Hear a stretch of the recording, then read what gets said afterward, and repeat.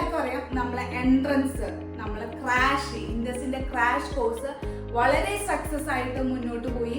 അതുപോലെ നമുക്കിപ്പോ chemo result വന്നിട്ടുണ്ട് അല്ലെ. കീമോ റിസൾട്ട് വന്നപ്പോ നമുക്ക് എന്താണ് കീമോ റിസൾട്ട് വന്നപ്പോ നമ്മൾ ക്രാഷിന്റെ സക്സസ് തന്നെയാണ് അവിടെ കാണുന്നത്. അപ്പോ അതുപോലെ ഇനിയിപ്പോ നീറ്റ് എല്ലാവർക്കും അറിയാം ഈ പ്രാവശ്യം കുറച്ച് ടഫായിരുന്നു. നീറ്റ് ആയാലും പ്ലസ് ടു എക്സാം ആയാലും കുറെ കുട്ടികൾക്ക് കൺഫ്യൂഷൻസും കുറെ കുട്ടികൾക്ക് അതായത് കുറെ കുട്ടികൾ വെയിറ്റ് ചെയ്തിരുന്ന ഒരു ഓപ്പർച്യൂണിറ്റി അത് പല കുട്ടികളും എക്സാം ഹോളിൽ നിന്ന് കരഞ്ഞിട്ട് വന്നത് ടഫായിരുന്നു. അപ്പൊ ഓഫ് കോഴ്സ് പക്ഷെ എനിക്കൊരു കാര്യം കാരണം പലർക്കും അറിയില്ല, അതായത് ഈ നീറ്റ് എന്തിനൊക്കെയാണ് ഈ നീറ്റ് വേണ്ടത്. അതായത് ഒരു ഇന്ത്യൻ സ്റ്റുഡന്റ് ആണെങ്കിൽ വിദേശത്ത് പോയിട്ട് MBBS പഠിക്കുകയാണെങ്കിൽ, ഇന്ത്യയിൽ MBBS പഠിക്കുകയാണെങ്കിൽ, അതുപോലെ BDS, BAMS, BHMS തുടങ്ങിയ എല്ലാ മെഡിക്കൽ റിലേറ്റഡ് കോഴ്സുകൾക്കും നീറ്റ് കമ്പൽസറി ആണ്. ഇപ്പോൾ ചില കുട്ടികളൊക്കെ നീറ്റ് ഇല്ലാതെ തന്നെ വിദേശത്തൊക്കെ പഠിക്കുന്നു. നമ്മളിപ്പോ ജോർജിയ പോയപ്പോ അന്ന് കണ്ടിരുന്നു, ഓർമ്മ ഉണ്ടാവും.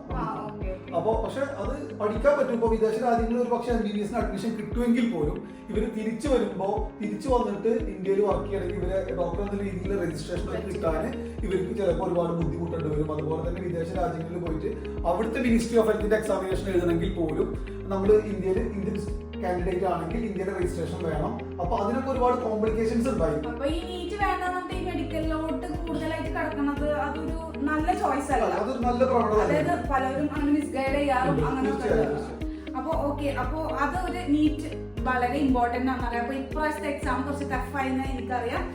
അപ്പൊ എന്താണ് നിങ്ങളെല്ലാവരും അടുത്ത വെയിറ്റ് ചെയ്തിരിക്കുന്നത് റിപ്പീറ്റഡ് ബാച്ചിനാണ്. അപ്പൊ എന്താണ് നമ്മൾ ഒരു ഓപ്പർച്യൂണിറ്റി ഇതായിരുന്നുണ്ടെങ്കിൽ, അതേപോലെ ക്രാഷ് കഴിഞ്ഞ ഇപ്പൊ കുട്ടികൾക്ക് ഇനിയും അവർക്ക് മെഡിക്കലിലോട്ട് പോകണമെന്നുണ്ടെങ്കിൽ റിപ്പീറ്റർ എന്ന് പറഞ്ഞ ഒരു കാര്യം വളരെ ഇമ്പോർട്ടന്റ് ആണ്. പക്ഷെ എന്താണ് ഈ റിപ്പീറ്ററിന്റെ ഒരു കേസിൽ പല കുട്ടികളും പോവാതിരിക്കുന്ന ഒരു സിറ്റുവേഷൻ എന്തുകൊണ്ടായിരിക്കും വളരെ എക്സ്പെൻസീവ് ആണ്. ഒരു കൊല്ലത്തെ പഠിക്കാനുള്ള ചെലവ് ഏകദേശം വെരി എക്സ്പെൻസീവ് ആണ്. അതുകൊണ്ടാണ് കൂടുതൽ കുട്ടികളും ഇതിന് പിന്നോട്ട് പോകാൻ സാധിക്കും. ഓക്കെ, അപ്പൊ അതിന് സൊല്യൂഷൻ ആയിട്ട് നമ്മൾ ഇൻഡസ് എഡ്യൂക്കേഷൻ നിങ്ങൾക്ക് ഒരു സൊല്യൂഷൻ ആയിട്ട് വന്നിട്ടുണ്ട്.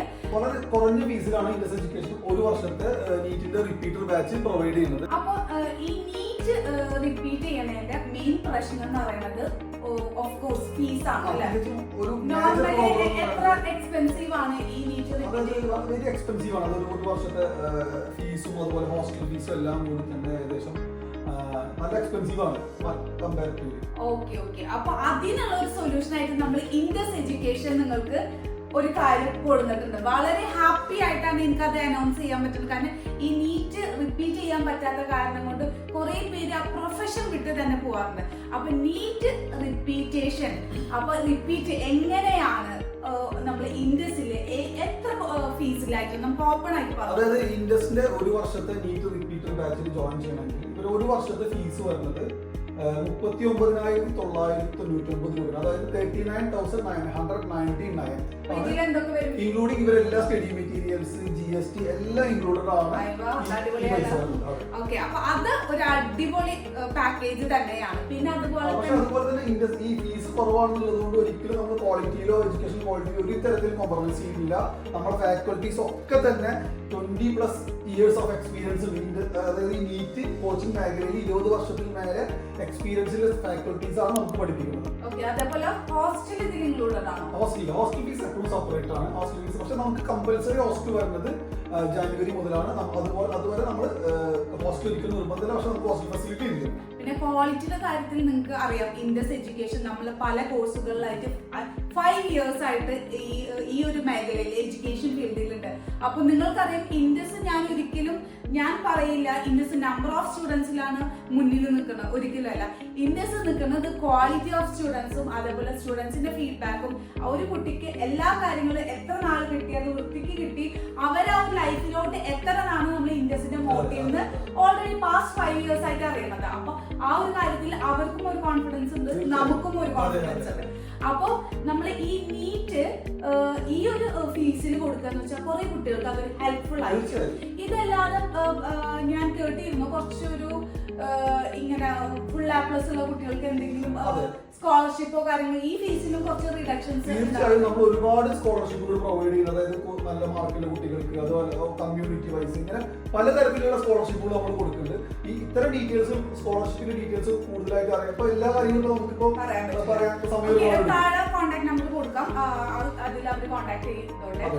പിന്നെ അതേപോലെ തന്നെ എനിക്ക് ഈ നീറ്റ് റിപ്പീറ്റ് നമുക്ക് ഇനി നമ്മൾ ഏകദേശം സ്റ്റാർട്ട് ചെയ്യാൻ പോണത് ജൂൺ 2nd വീക്ക് 3rd വീക്കോട് കൂടിയാണ് സ്റ്റാർട്ട് ചെയ്യാൻ പോണത്. ജൂൺ 2nd വീക്ക് ആയിരിക്കും. ജൂൺ 2nd വീക്കിന് ശേഷം നമ്മുടെ ബാച്ച് സ്റ്റാർട്ട് ചെയ്യും. ഓക്കെ, അപ്പൊ ഓൾറെഡി ഞാനിപ്പോ അനൗൺസ് ചെയ്യുന്നതിന് മുന്നേ തന്നെ നമ്മുടെ ഫീസിന്റെ ഒരു കുറവ് അറിഞ്ഞിട്ട് കുറെ പേര് കോൺടാക്ട് ചെയ്തിട്ടുണ്ട്.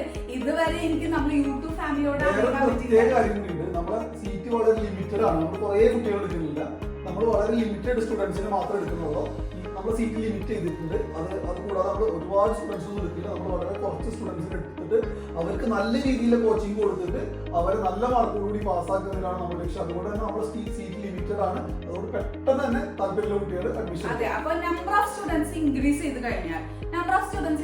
ചെയ്ത് കഴിഞ്ഞാൽ ഓക്കെ, നമുക്ക് പേരും കാര്യങ്ങളൊക്കെ ഒരുപാട് ഉണ്ടാവും. പക്ഷെ നിങ്ങൾക്ക് അതിനുള്ളിൽ അറിയണില്ല ഓരോ കുട്ടിക്കും എത്ര മാത്രം കിട്ടി, എങ്ങനെയാണ് ആ കുട്ടിയുടെ ഈ ഒരു ജേർണി ഉണ്ടായിരുന്നത്. അതിലിപ്പോ ഓക്കെ, നമുക്ക് പേര് വരാൻ എന്ത് മതി, 1-2 കുട്ടികൾക്ക് മാർക്ക് മതി, നമുക്ക് അത് പബ്ലിഷ് ചെയ്യാം. നമ്മുടെ ക്രാഷിന്റെ കാര്യം എടുത്ത് അറിയാൻ പറ്റും. നമ്മൾ ഓരോ കുട്ടികളെയും ഓരോ മെന്റേഴ്സിനെ വെച്ചിട്ട് വളരെ